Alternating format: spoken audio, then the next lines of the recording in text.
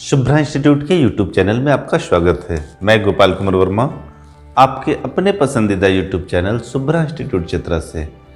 आप देख रहे हैं झारखंड एकेडमिक काउंसिल द्वारा निर्गत 11th क्लास का मॉडल प्रश्न पत्र प्रारूप, जो केमिस्ट्री का है, रसायन का है, और यह क्लास 11 का है,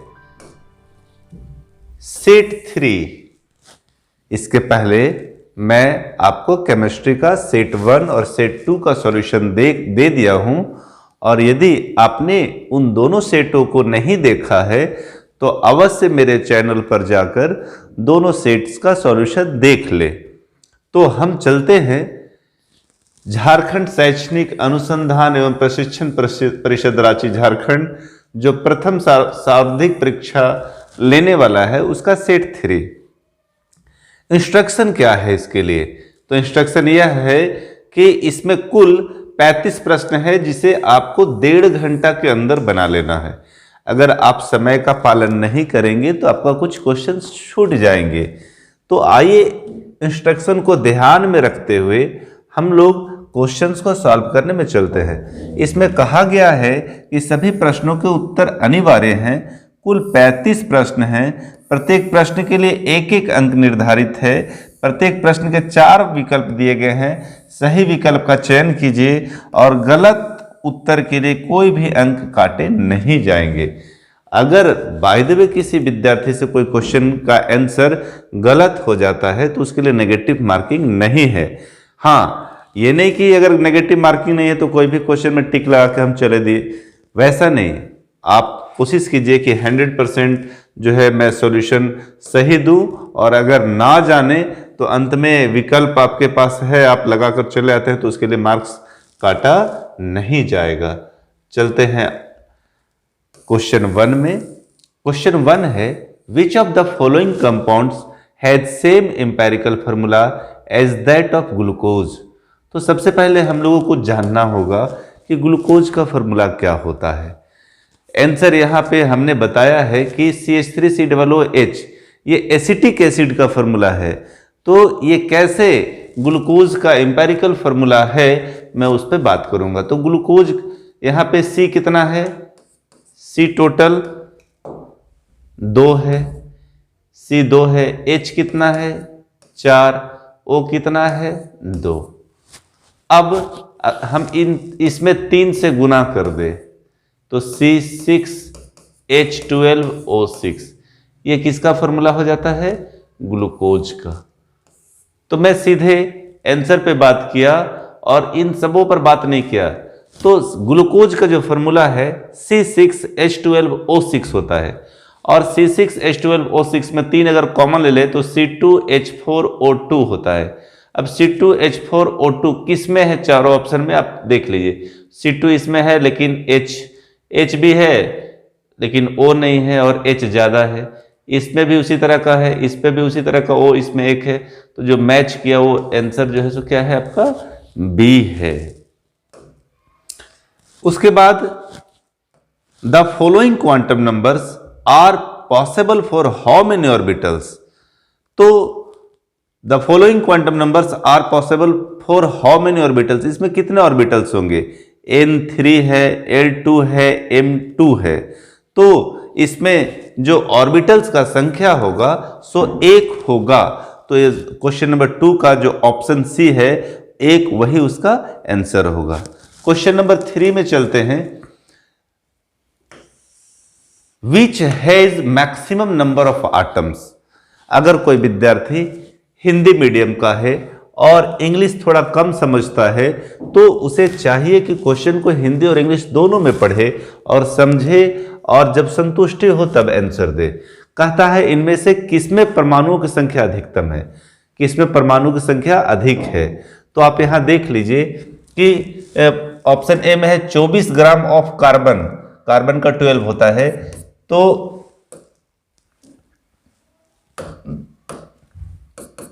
24/12 इसमें टोटल संख्या 2 हो जा रहा है।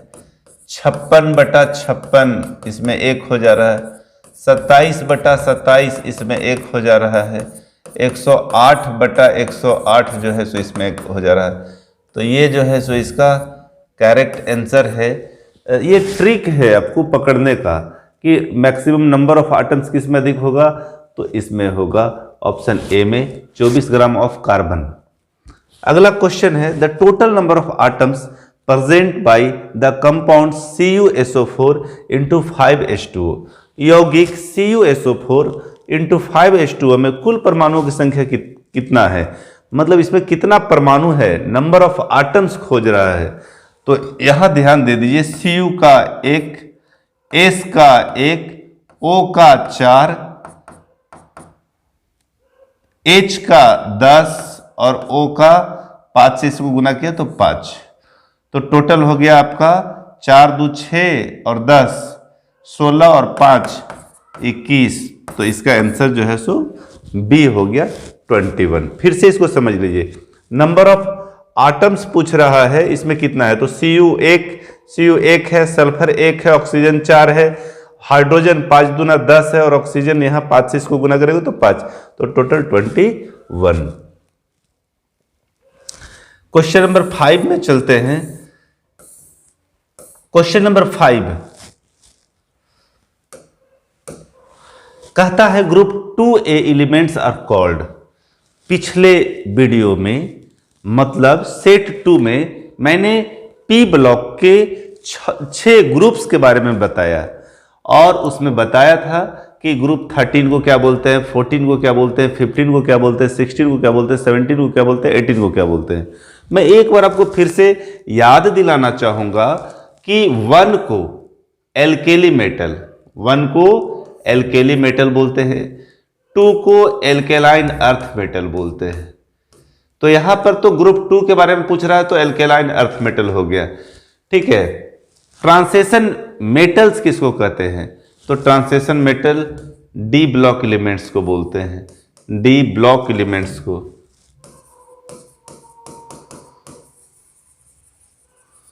हम लोगों को एक ही का आंसर देना है, 2A का क्या आंसर होगा, लेकिन हम सीख लें कि आखिर किसको बोलते हैं। अगर एग्जाम में पूछ दे कि ये ट्रांसेशन मेटल्स या डी ब्लॉक एलिमेंट्स का दूसरा नाम क्या है, तो ट्रांसेशन मेटल। एफ ब्लॉक एलिमेंट्स का दूसरा नाम क्या है, तो इनर ट्रांसेशन मेटल्स। 1 को एल्केली मेटल बोलते हैं, 2 को एल्केलाइन अर्थ मेटल बोलते हैं। तो यहां पे जो प्रश्न है ग्रुप 2 एलिमेंट्स आर कॉल्ड, तो ग्रुप 2 एलिमेंट्स को हम लोग एल्केलीन अर्थ मेटल्स बोलते हैं। सारे विद्यार्थियों को याद होता है। Question number 6 an element with atomic number 20 is placed in which period of the periodic table. पिछले वीडियो में मैंने आपको इलेक्ट्रॉनिक कॉन्फ़िगरेशन लिख कर बताया और यह भी बताया कि इसका क्या होगा, इलेक्ट्रॉनिक कॉन्फ़िगरेशन के आधार पर पीरियड कैसे निकालेंगे। मैं चाहता हूं आपको एक बार फिर से बताऊं ताकि आप अच्छे से समझ पाओ। क्वेश्चन नंबर 6 को जानने के लिए 20 का चाहिए, तो हम लोग इसको कंस्ट्रक्ट कर लेते हैं ऑब्बो प्रिंसिपल पे। ऑब्बो प्रिंसिपल कहता है कि इलेक्ट्रॉन सबसे पहले उन्हीं उपकोष में प्रवेश करता है जिसका एनर्जी लेवल कम होता है, और इलेक्ट्रॉन एनर्जी लेवल के बढ़ते क्रम में जो है सो इलेक्ट्रॉन उसमें प्रवेश करता है।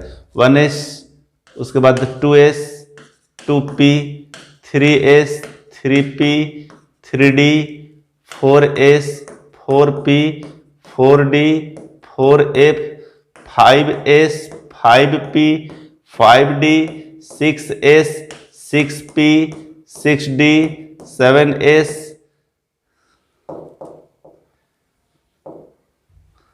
7s, 7p, 6p, 6d, 6। तो इसको हम लोग जो अरेंज करते हैं, हम हर विद्यार्थी से कहना चाहेंगे जो 11th क्लास का एग्जाम लिखने वाले हैं, वे अपने रफ कॉपी में जो मिलेगा उसमें सबसे पहले जाने के बाद इस टेबल को जरूर कंस्ट्रक्ट कर लें, क्योंकि इससे 2 क्वेश्चन आने वाला है।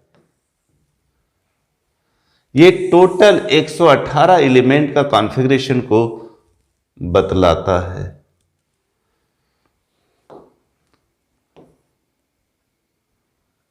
सिक्स पी, अच्छा यहाँ पे P लिखा गया, यहाँ पे 6S 6P 6D होगा, और अंतिम में जो है सो ये होगा। तो ऑफ बो प्रिंसिपल क्या कहता है?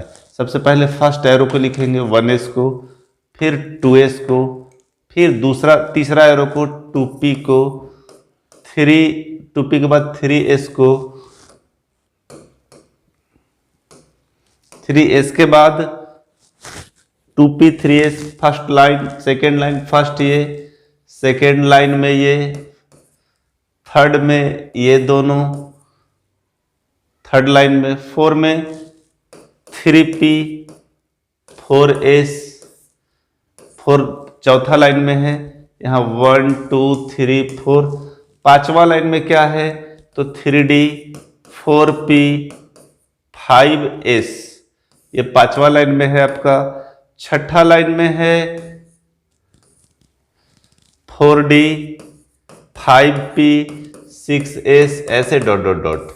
अब हम लोगों को जो है सो 20 का पूछा, क्वेश्चन नंबर 6 में था कि आप 20 जो है सो कौन सा ग्रुप में होगा।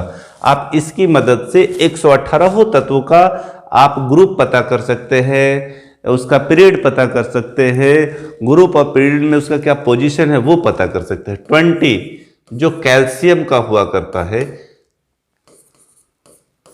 20 तो 1S2 2S2 2P6, S block को 2 ग्रुप में बांटा गया है, P को 6 में, D को 10 में और F को 14 में। जो नए बच्चे होंगे उनके लिए मैं बता रहा हूं कि S में मैक्सिमम 2 एलिमेंट्स जो हैं सो इन करेंगे, P में 6 तो 1S 2S 2P में 6, फिर 3S है, S में 2, 3P P में 6, कितना हो गया 2 2 4 और 6 10 और 2 12 और 6 18, 3P के बाद क्या आ गया 4S2, तो टोटल कितना हो गया 2 2 4 और 6 10 12 6 18 और 2 20।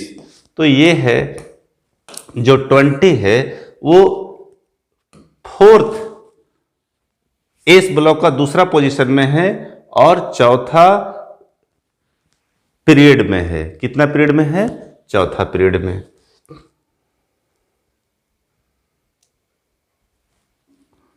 तो हमारा जो 6 का आंसर है वो है ए, ऑप्शन ए।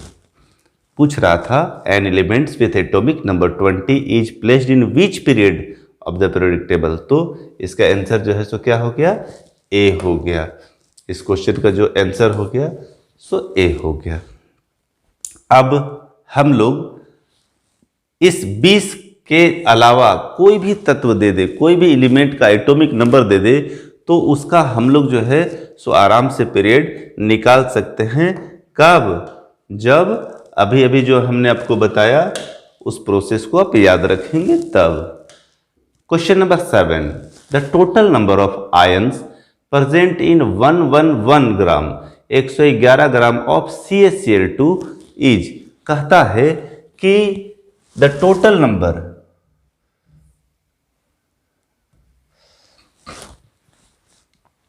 CaCl2 में जो 111 ग्राम पर मोल है तो उसका जो आंसर होगा वो क्या होगा? तो कहता है उसका जो आंसर है सो 3 आयंस में होंगे। कितना आयंस में होंगे? 3 आयंस में होंगे।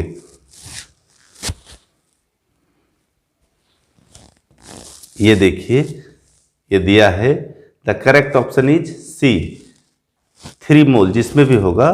ठीक है। CaCl2 has a molar mass of 111 gram per mole. This is on dissolution gives 1 Ca2 plus and 2 Cl minus ion. It gives total 3 ions, therefore it gives 3 moles of ions. 2 और 1 3 ion है total, इसीलिए इसका answer जो है सो 3 moles होगा। तो question number 7 का जो आंसर हुआ वो है वो है option number C. Question number 8, the electronic configuration of CrZ24 has, तो कहता है इसमें किसका इलेक्ट्रॉनिक कॉन्फ़िगरेशन होगा। तो नोबेल गैस में एक नोबेल गैस लिया है आर्गन, और आर्गन का जो एटॉमिक नंबर होता है वो 18 होता है। अब हमारे पास 24 है, तो 24 में 18 घटा दिए तो कितना बच गया 6।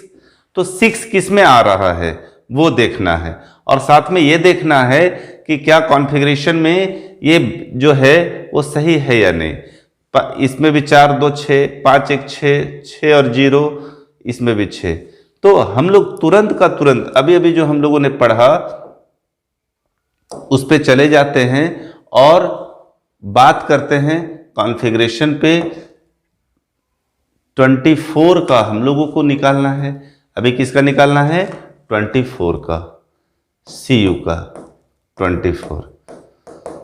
तो 20 तक तो हम लोग बना चुके थे, 1s2, 2s2, 2p6, 3s2, 3p6, 4s2, ये 20 तक का था।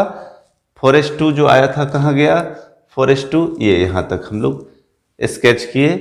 अब 4s2 के बाद 3D आ रहा है। क्या आ रहा है? 3D। और हम लोगों के पास कितना है? 2 2 4 6 और 6, 2 2 4 और 6 10 और 10 20, और अपने पास 4 घट रहा है।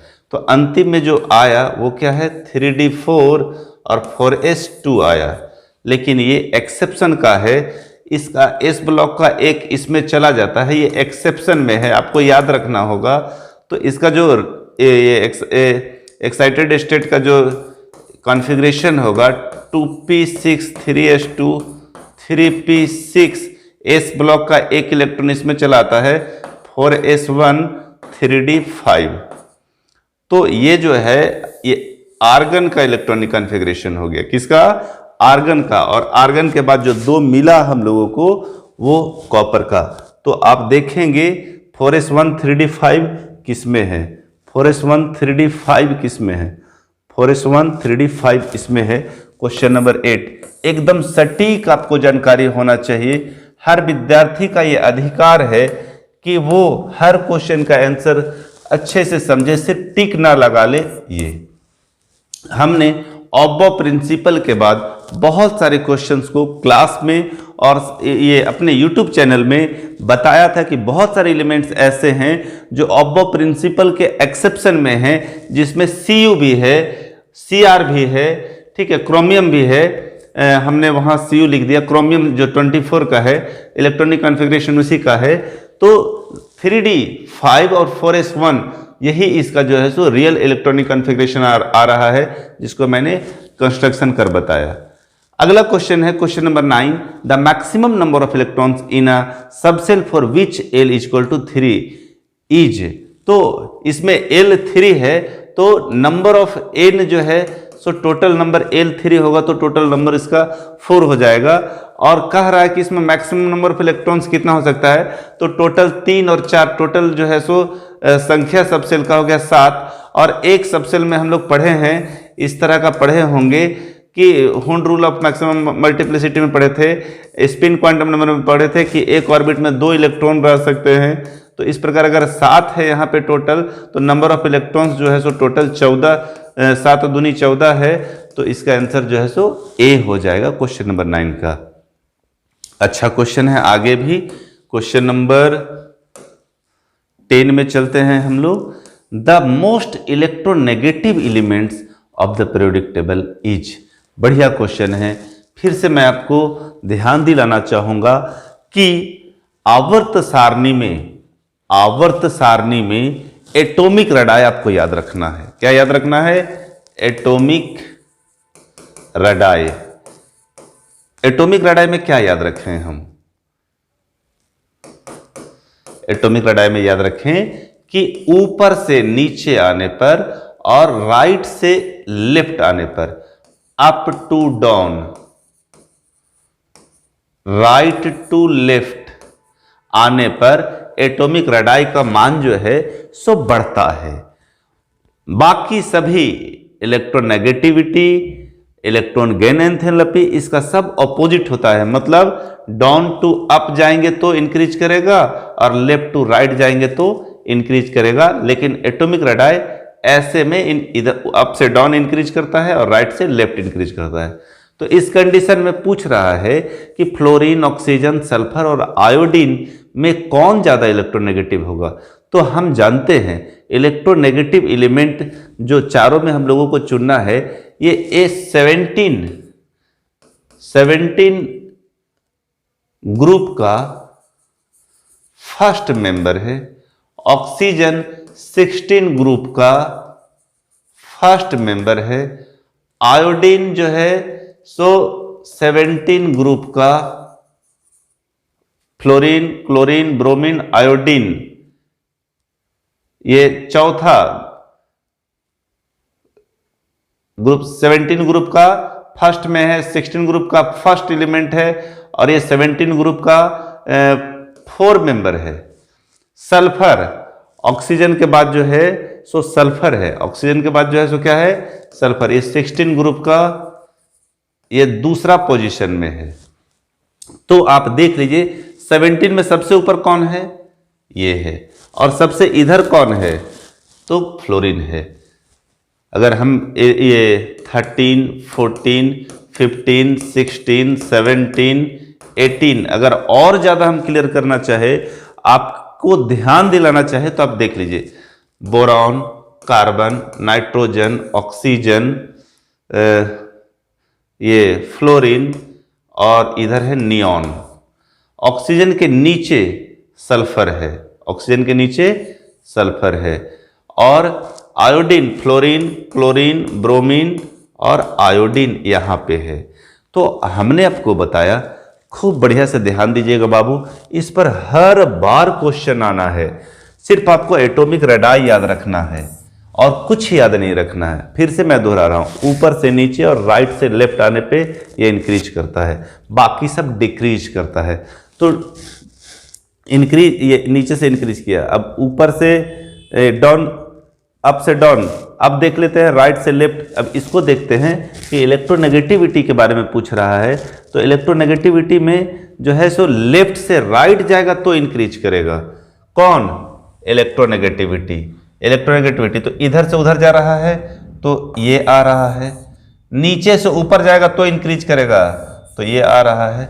तो इस स्थिति में सिर्फ फ्लोरीन ही ऐसा है जो लेफ्ट से राइट जाने पर इंक्रीज करता है और नीचे से ऊपर जाने पर इंक्रीज करता है। उसका पीक पॉइंट में फ्लोरीन है, इसलिए इसका आंसर जो है सो फ्लोरीन है। मैं आपको बहुत ज़्यादा डिटेल करने का कोशिश किया ताकि आपके ध्यान में और दिमाग में भी ये रहे ये बात। विच of the following is not correct, इसमें से कौन करेक्ट नहीं है? हम जानते हैं, हम लोग पढ़े होंगे पास्कल्स लॉ, पास्कल्स का लॉ, आर्किमिडीज प्रिंसिपल, ये सब पढ़े हैं। उसमें हम लोगों ने प्रेशर के बारे में पढ़ा।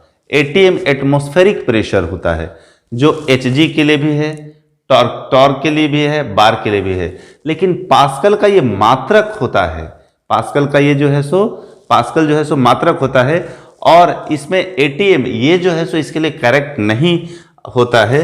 तो इसका जो आंसर होगा, इसका जो आंसर होगा बाबू वो डी नंबर होगा। अगला क्वेश्चन में चलते हैं। Formula of gypsum salt is, formula of gypsum salt is, इसमें बहुत कंफ्यूजन करते हैं। ये तो सीधा सीधा नहीं है। अब इसमें ये प्लास्टर ऑफ पेरिस का है और ये जो है सो आपका जिप्सम का है। याद रखेंगे ये जिप्सम का है। अगर एग्जाम में कोई क्वेश्चन बना के पूछ दे कि what is the formula of plaster of Paris, तो CaSO4 into half H2O।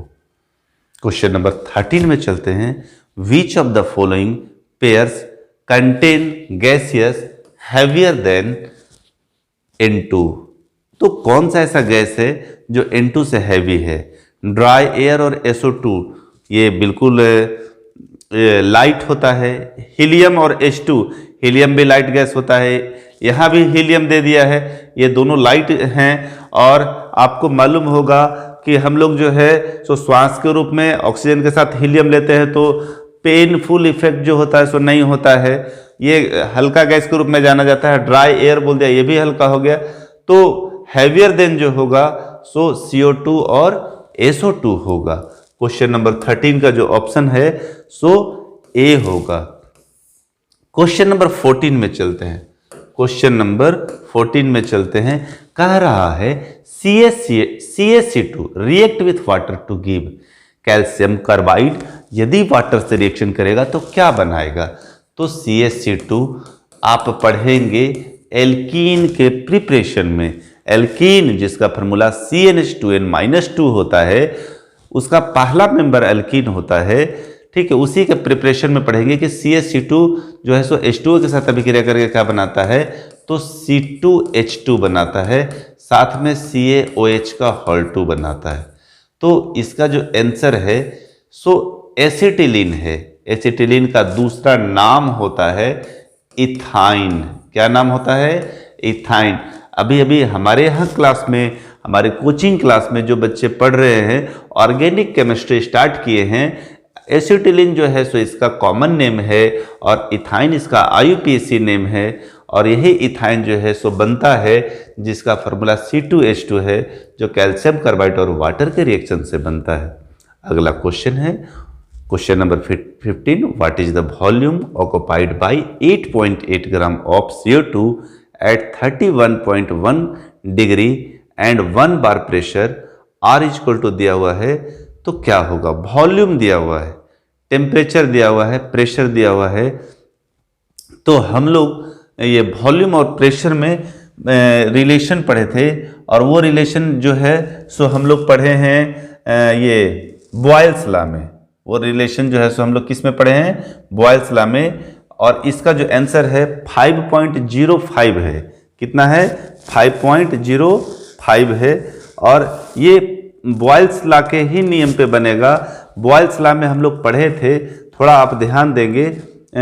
Boyle's law कह रहे हैं ये PV बराबर nRT आइडियल गैस इक्वेशन, तो आइडियल गैस इक्वेशन पे बनेगा। हम लोग आइडियल गैस इक्वेशन में Boyle's law, Charles law, Avogadro law, ये तीनों को कंबाइन करके एक इक्वेशन निकाला, और उस इक्वेशन का नाम था आइडियल गैस इक्वेशन। तो यहाँ पे number of moles in N 8.8 ग्राम जो दिया हुआ है, और CO2 कार्बन का 12, कार्बन का कितना हो गया?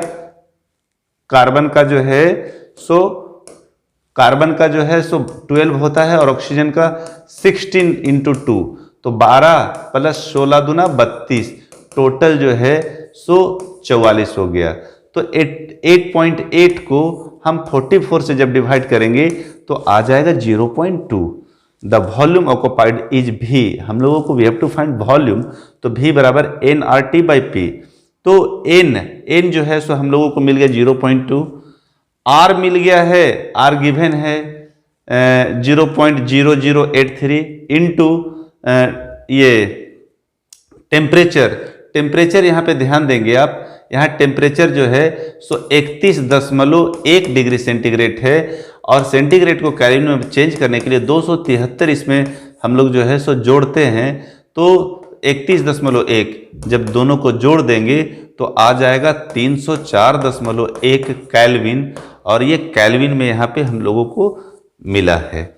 जब इन तीनों को गुना करेंगे तो आंसर है सो 5.05 लीटर आएगा। तो इस प्रकार इस क्वेश्चन का जो ऑप्शन हम लोगों को दिख रहा है वो ऑप्शन है 5.05 लीटर। आगे चलते हैं क्वेश्चन नंबर 16 में। IUPAC name of the compound is. इसमें भी हम लोगों को सीखना है, बहुत सारा चीज सीखना है कंपाउंड का IUPAC नॉमेनक्लेचर में। सबसे पहले देखते हैं कि किधर से चैन लॉन्ग और शॉर्ट होता है। अल्फाबेट के अनुसार इसका नाम मिथाइल है और इसका नाम इथाइल है, और ये अल्फाबेट में इथाइल पड़ा। अब हम लोग इसको जब काउंट करेंगे तो 1 2 3 4, तो ये 2 में क्या लगा हुआ है? 2 में इथाइल, यहाँ पे 2 में आपको इथाइल दिख रहा होगा। 3 में क्या लगा हुआ है? तो मिथाइल, और टोटल 1 2 3 4 ब्यूटेन है। तो ऐसा ऑप्शन सिर्फ ए में दिख रहा है, दूसरा में और किसी में नहीं दिख रहा है। तो इस क्वेश्चन नंबर 16 का जो आंसर होगा वो ए होगा। अगला चलते हैं 17 में, क्वेश्चन नंबर 17 को समझते हैं क्या कहता है। The most stable free radical among the following is, इसमें से कौन सा जो है सो फ्री ये स्टेबल फ्री रेडिकल है। तो C6H6CH3 जो है सो फ्री रेडिकल है इन सभी में से। तो इसका जो ऑप्शन है सो 17 का जो है सो आंसर बी होगा। विच of the following metal is not manufactured by electrolysis, electrolysis से कौन सा मैन्युफैक्चर नहीं होता है। तो हम लोग इलेक्ट्रोलाइसिस करवाते हैं NaCl का, तो उससे Na मिलता है, MgCl2 से Mg मिलता है, एल्यूमिनियम मिलता है, लेकिन Fe जो है सो इलेक्ट्रोलाइसिस से नहीं बल्कि डायरेक्ट जो है सो ये प्रिपरेशन हम लोग करते हैं, और Fe जो है सो इस क्वेश्चन नंबर 18 का आंसर होगा। बाकी सोडियम, मैग्नीशियम, एल्यूमिनियम ये सब को इलेक्ट्रोलाइसिस के द्वारा हम लोग मैन्युफैक्चर करते हैं।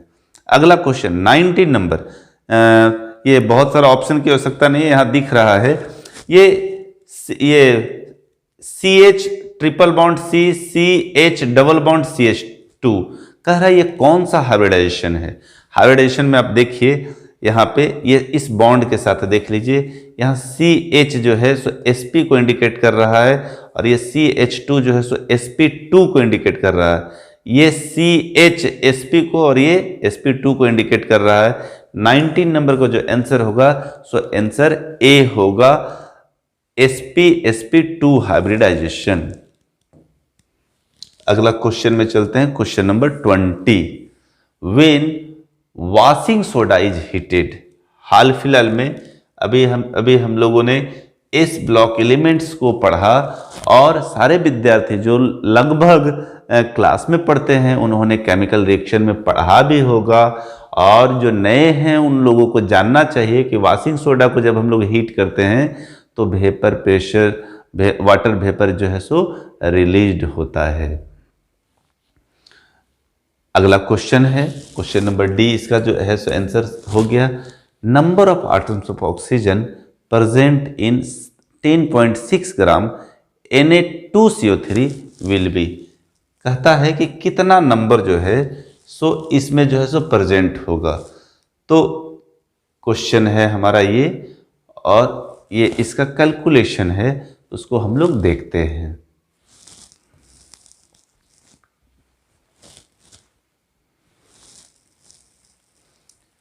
तो 1 मोल Na2CO3 दिया हुआ है 106 ग्राम।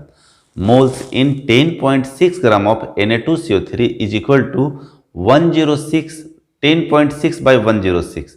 जब इसको भाग देंगे, यहाँ पे हम कैलकुलेशन करते हैं 10.6 बटा 106, ये दशमलव नीचे आ जाएगा तो यहाँ 10 हो जाएगा। 106 बटा 106 गुना 10, इससे ये जो है सो एलिमिनेट हो जाएगा 1/10 यानी 0.1 मोल हो गया। 106 gram contain atom of oxygen is 3 into Avogadro number होता है 6.022 इंटू 10⁻23। इसको जब हम लोग 0.1 मोल से मल्टीप्लाई करेंगे तो आ जाएगा, इसको गुना करने के बाद 0.13 6.022 को अभी आप देख लीजिए, 3 दूना 6, 3 दूना 6, 0 6 18 और 0.1 के साथ गुना करेंगे तो ये जो है सो और 1 दशमलव इधर आ जाएगा, गुना 10 का पावर 23, और इस प्रकार से 1.8066 इंटू 10⁻23 आंसर होता है। तो इसी को हम लोग आंसर में लगाएंगे 1.806 इंटू 10⁻23। तो क्वेश्चन नंबर 21 का जो आंसर होगा सो सी होगा। कैलकुलेशन आपको यहां भी दिख रहा होगा। अब चलते हैं क्वेश्चन नंबर 22 में which one of the following pairs of ions have the same electronic configuration. अभी अभी हमने आपको बताया, जब इलेक्ट्रॉनिक कॉन्फ़िगरेशन को हमने यहाँ पे आपको बताया तो हम आपको बताया कि जब भी आप एग्जाम लिखने 11th क्लास का जाएं तो इस कॉन्फ़िगरेशन को अवश्य लिख ले, इससे 4 क्वेश्चन पक्का आ रहा है आपका।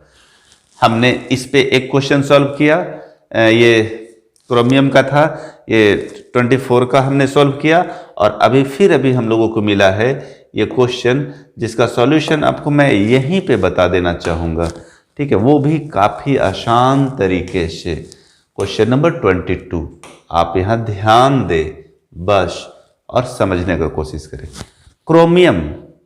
क्रोमियम का कितना होता है? तो क्रोमियम का एटॉमिक नंबर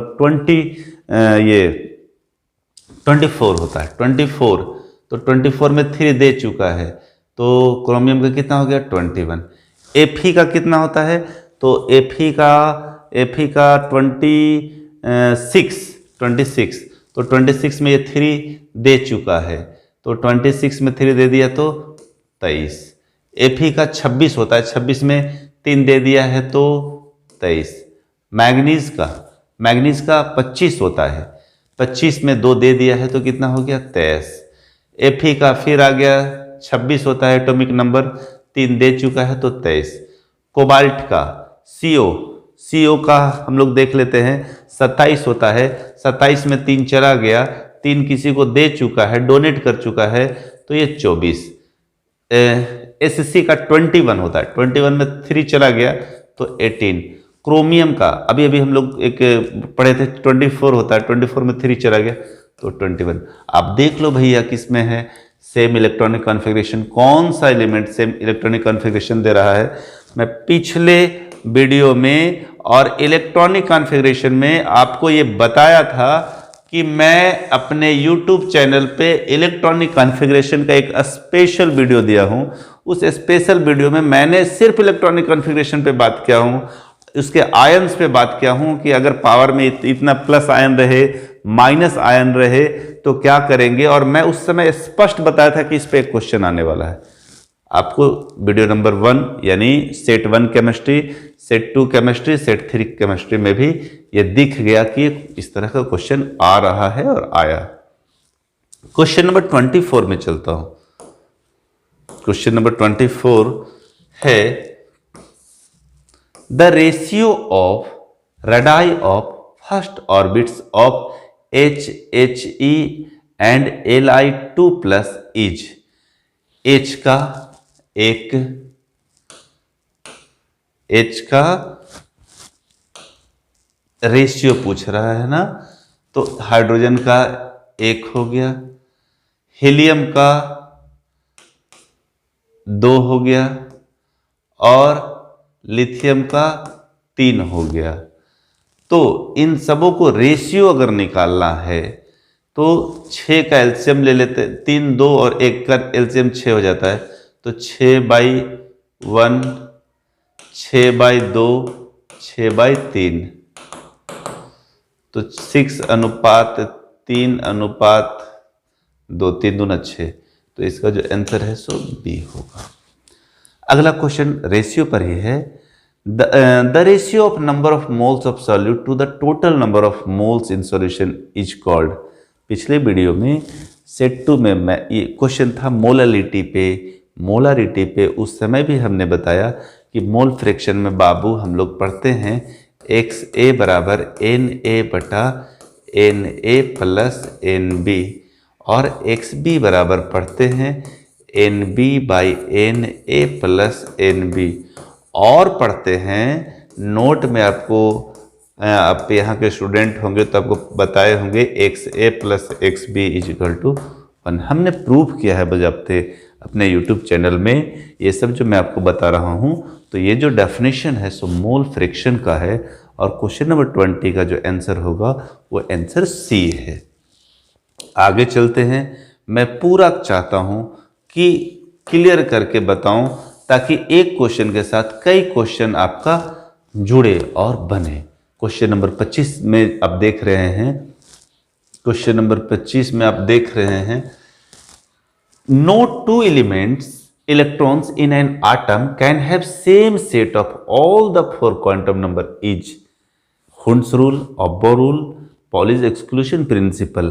तो अभी अभी जो हम लोगों ने इलेक्ट्रॉनिक कन्फिग्रेशन पे बात किया, इलेक्ट्रॉन सबसे पहले ये निम्न ये ऊर्जा वाला ऑर्बिट में प्रवेश करता है और एनर्जी के बढ़ते क्रम में इंक्रीजिंग ऑर्डर में जो है सो इलेक्ट्रॉन प्रवेश करते हैं, वो ऑब्बो प्रिंसिपल था। और हुंड रूल जो है सो हर ऑर्बिट में 2 इलेक्ट्रॉन होते हैं और दोनों जो है सो पहले एक एक बॉक्स को फिल करते हैं, उसके बाद फिर पेयर करते हैं और उसके बाद जो स्टेटमेंट बच रहा है वो स्टेटमेंट यही है जो पॉली एक्सक्लूशन प्रिंसिपल का है। सारे विद्यार्थी जो स्ट्रक्चर ऑफ आटम पढ़े होंगे, इलेक्ट्रॉनिक कॉन्फ़िगरेशन पढ़े होंगे, वो ऑब्बो प्रिंसिपल, हुंड रूल और पॉली एक्सक्लूशन प्रिंसिपल लगातार पढ़े होंगे। तो इस स्टेटमेंट को भी आप जान रहे होंगे। तो क्वेश्चन नंबर 25 का जो आंसर है Pauli's exclusion principle. Question number 26 जिस पर मैंने पिछले वीडियो में स्पष्ट किया और प्रूव किया था, ठीक है, बॉयल्स लॉ, अभी भी क्वेश्चन भी था बॉयल्स लॉ पे।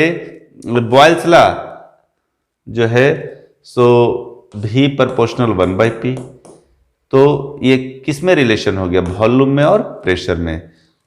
ये वॉल्यूम और टेम्परेचर में रिलेशन किसका है ये भी जान लीजिए आप। वॉल्यूम और टेम्परेचर में रिलेशन चार्ल्स लॉ का है।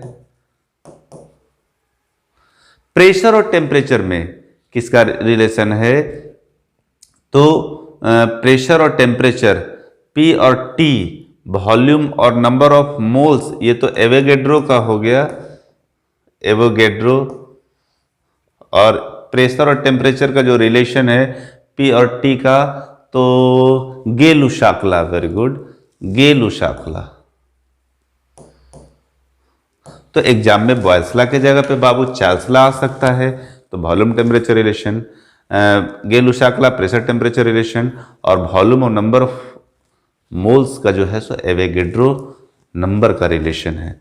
तो ये पिछले वीडियो में मैंने इसको प्रूव किया और आपको स्पष्ट किया, और अभी भी आपको बताया कि बॉयल्स लॉ जो है सो वॉल्यूम और प्रेशर का रिलेशन होता है। 3 कंटेनर्स, क्वेश्चन नंबर 27 है, 3 containers A, B and C of equal volume containing oxygen, neon and methane। A में, B में और C में, A में, B में, C में। A में क्या है, ऑक्सीजन, B में क्या है, नियॉन,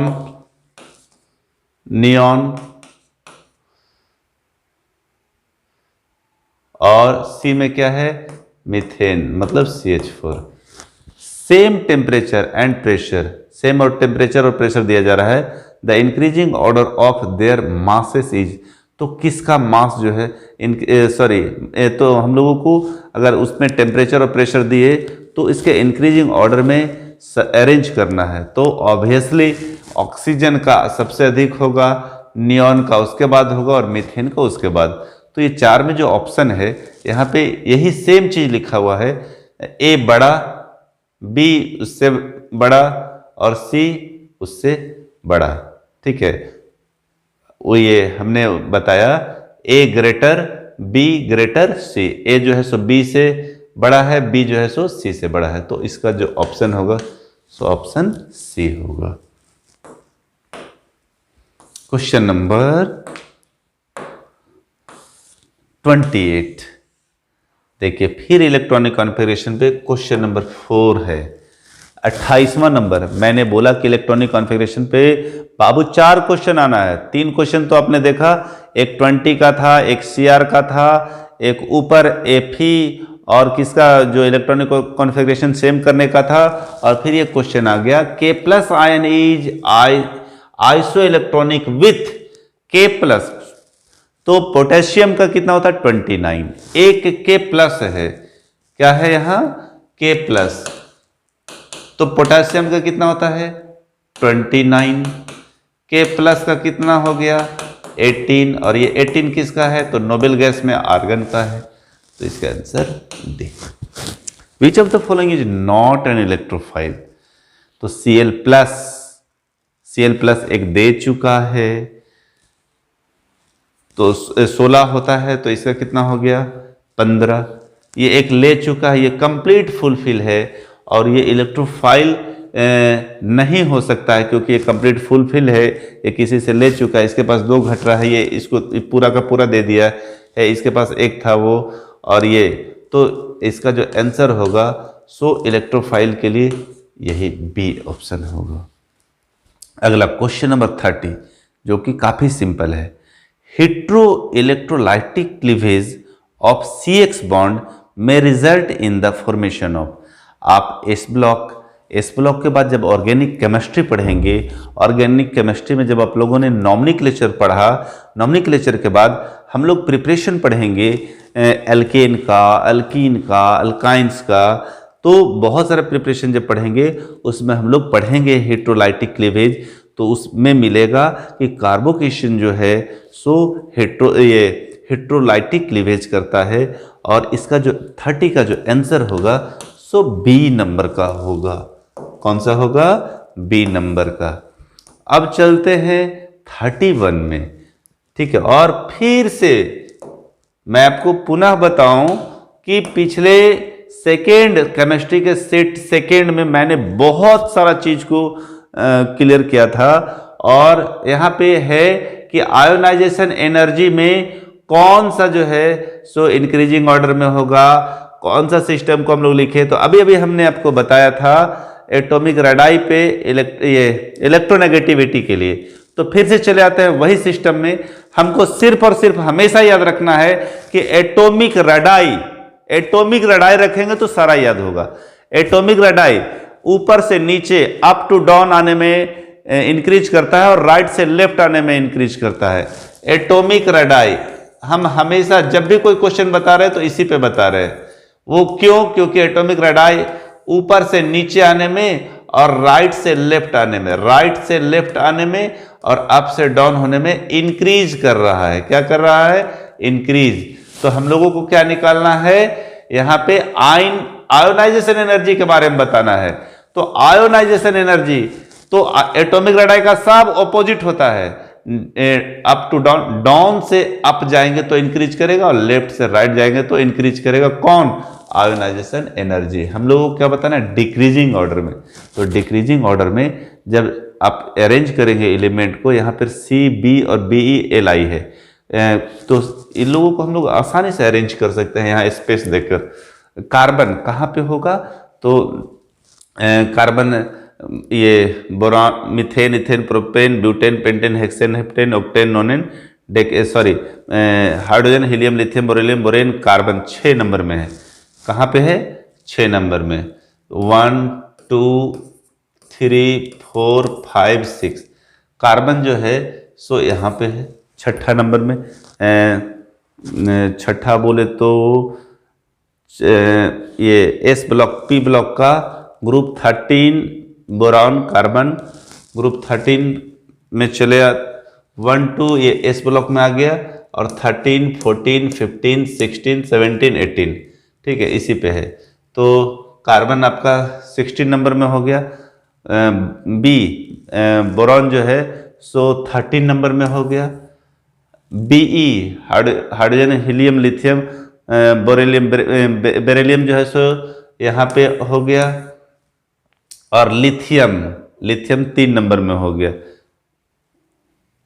लिथियम 3 बोल रहे हैं, 1 नंबर में हो गया। तो आप देख लीजिए कि हम बताए कि लेफ्ट से राइट से लेफ्ट जाने पे ये क्या करता है? एटॉमिक रेडाई इंक्रीज करता है। और हम लोगों को क्या पूछ रहा है? डिक्रीज के लिए।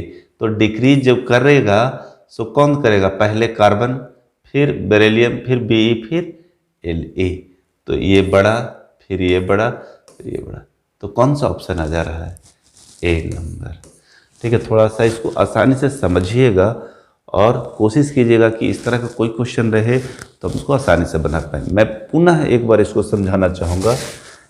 एटॉमिक रेडाई ऊपर से नीचे आने पर और राइट से लेफ्ट आने पे इंक्रीज करता है और बाकी सब डिक्रीज करता है। कौन डिक्रीज करता है? तो आयोनाइजेशन एनर्जी। डिक्रीज कैसे करेगा? ये इधर इंक्रीज कर रहा है तो आयोनाइजेशन एंथैल्पी क्या करेगा? डिक्रीज करेगा। ये इंक्रीज करेगा एटॉमिक रेडाई तो आयोनाइजेशन एंथैल्पी डिक्रीज करेगा, तो डिक्रीजिंग ऑर्डर में सजाना है। तो ये जो है सो डिक्रीजिंग ऑर्डर में आपका आ गया, पहले कार्बन, बोरॉन, बेरिलियम और लिथियम, कार्बन, बोरॉन, बेरिलियम और लिथियम। अगला क्वेश्चन है aldehyde and ketones are functional group isomers. मैं आपको बताऊं आइसोमेरिज्म क्या होता है। टू और more compounds having the same molecular formula but different in structure, different in functional group, तो उसको हम लोग आइसोमर्स बोलते हैं। But this phenomenon is called isomerism. Organic chemistry में नॉमेनक्लेचर के बाद इसको जब आप पढ़ेंगे, जो पढ़ लिए होंगे उनके लिए नो प्रॉब्लम, जो नहीं पढ़े होंगे उनको मैं बता रहा हूं, ठीक है, और आप आसानी से समझ जाएंगे। एल्डिहाइड का क्या फॉर्मूला होता है, एक कॉमन उदाहरण ले लेते हैं, CH3CHO, ये एल्डिहाइड का है बाबू। कीटोन का ले लो या C2H5 ले लेते हैं, दोनों को समझने के लिए, क्योंकि कीटोन में 3 कार्बन वाला लेंगे, CH3CO CH3। तो इसमें C गिन लेते हैं कितना है, इसमें C कितना है, 2 1 3 H6O, इसमें C गिनिए C3H6O। तो ये दोनों देखिए तो सेम मिल रहा है, एक एल्डिहाइड का है और एक कीटोन का है। तो एल्डिहाइड और कीटोन जो है सो फंक्शनल ग्रुप आइसोमर्स है। 32 का जो आंसर होगा सो फंक्शनल ग्रुप आइसोमर्स होगा।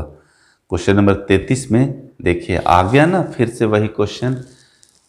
तो 2 चीज आपको हमेशा याद रखना। पहला, 4 क्वेश्चन किस पे आने वाला है, इंक्रीजिंग डिक्रीजिंग पे, और 4 क्वेश्चन किस पे आने वाला है, तो इलेक्ट्रॉनिक कॉन्फ़िगरेशन पे। तो चौथा क्वेश्चन इसका फिर से आ गया एटॉमिक रेडाई, इसी पे मैं बात कर रहा था बार बार। तो एटॉमिक रेडाई में सोडियम, मैग्नीशियम, एल्यूमिनियम, सिलिकॉन जो है सो करेक्ट सीक्वेंस होगा एटॉमिक रेडाई के लिए, जो आप पीरियोडिक टेबल में भी खोजेंगे देखेंगे तो आपको मिल जाएगा। करेंट्स जो करेक्ट सीक्वेंस है सो सोडियम के लिए ग्रेटर होगा, मैग्नीशियम के लिए ग्रेटर होगा, एल्यूमिनियम के लिए ग्रेटर होगा, और ऐसा ही। क्यों? क्योंकि हमने बताया है कि एटॉमिक पीरियोडिक टेबल में अप टू डाउन जाने पे इसका ये इंक्रीज करता है, और राइट से लेफ्ट जाने पर क्या करता है, इंक्रीज करता है। तो आप देखेंगे कि सोडियम के बाद मैग्नीशियम होगा, मैग्नीशियम के बाद एल्यूमिनियम होगा और सिलिकॉन होगा। ये ग्रुप 1 में, ये ग्रुप 2 में, ये ग्रुप 13 में, ये ग्रुप 14 में है। बाकी सभी डिसअरेंज्ड हैं। तो 33 का जो आंसर हुआ सो ए हुआ। जो विद्यार्थी इसको देख रहे हैं बिल्कुल एक बार पीरियोडिक टेबल में देखोगे, सोडियम इधर, मैग्नीशियम ये, एल्यूमिनियम ये, सिलिकॉन, और इधर से इधर जाने पे बढ़ता है ये इधर से। तो यही है बढ़ने के क्रम में। क्वेश्चन नंबर 34 33 तक हम लोग सॉल्व कर चुके हैं। मात्र 2 क्वेश्चन बच रहा है आज के सेट 3 को कंप्लीट होने में। तो 2 क्वेश्चन के लिए सिंपल है। इंडक्टिव इफेक्ट इन्वॉल्व्स, इंडक्टिव ये अंतिम का जो कुछ क्वेश्चंस है ऑर्गेनिक केमिस्ट्री से है, और ऑर्गेनिक केमिस्ट्री में आप सबसे पहले पढ़ेंगे नॉमेनक्लेचर, नॉमेनक्लेचर के बाद प्रिपरेशन, प्रिपरेशन के बाद आप इंडक्टिव इफेक्ट पढ़ेंगे, उसका केमिकल रिएक्शन पढ़ेंगे, और इलेक्ट्रोफाइल पढ़ेंगे, न्यूक्लियोफाइल पढ़ेंगे। तो ये दोनों क्वेश्चन उसी पे है। क्वेश्चन नंबर 34 जो है सो इंडक्टिव इफेक्ट इन्वॉल्व्स, हमेशा याद रखेंगे, डिस्प्लेसमेंट ऑफ अल्फा इलेक्ट्रॉन्स। और तो 34 का पहले हम लोग आंसर कर लेते हैं, उसके बाद और देखेंगे 34 में। 34 के बाद 35 जो है, the following reaction is an example of, आप टाइप ऑफ केमिकल रिएक्शन पढ़ेंगे, ये ऑर्गेनिक केमिस्ट्री का है, ठीक है। तो बहुत सारा केमिकल रिएक्शन पढ़ेंगे, उसमें आप पढ़ेंगे एडिशन रिएक्शन, एलिमिनेशन रिएक्शन, ये electrophilic substitution reaction, electrophilic substitution reaction. तो इसमें ये जो रिएक्शन है आप देख पा रहे हैं कि ये K जो है सो I के साथ कंबाइन होकर इसके साथ OH जो है सो लग जा रहा है, और ये जो है सो इलेक्ट्रोफाइल दे रहा है। K प्लस के लिए है, K जो है सो प्लस है, और I जो है सो माइनस। पोटासियम 19 में है, 2 8 8 1, और आयोडीन जो है सो आपका ये 53 में है। इसमें बाहर में 1 इलेक्ट्रॉन चाहिए पूरा करने के लिए, और इसमें 1 प्लस बच रहा है। तो ये जो है सो जो रिएक्शन किया वो इलेक्ट्रोफाइल सब्स्टिट्यूशन रिएक्शन किया। जो 35 का आंसर है वो बी है। तो आज आपने कंप्लीट किया सेट 3। अगर आपको मेरा ये चैनल लगता है कि कुछ सिखा रहा है तो मेरे चैनल को सब्सक्राइब अवश्य कर लें। आपको 11th क्लास का मैथ्स का सारा सेट, फिजिक्स का सारा सेट, केमिस्ट्री का सारा सेट, बायोलॉजी का सारा सेट अवेलेबल है। एक सेट फिजिक्स का बच रहा होगा तो इसके बाद मैं उसे लेकर आ रहा हूं। तो हमारे चैनल को सब्सक्राइब करना ना भूलें और ज़्यादा से ज़्यादा दोस्तों में शेयर करें ताकि उन लोगों को भी सही एक्सप्लेनेशन के साथ आंसर मिल सके। आज के लिए इतना ही। बहुत बहुत धन्यवाद।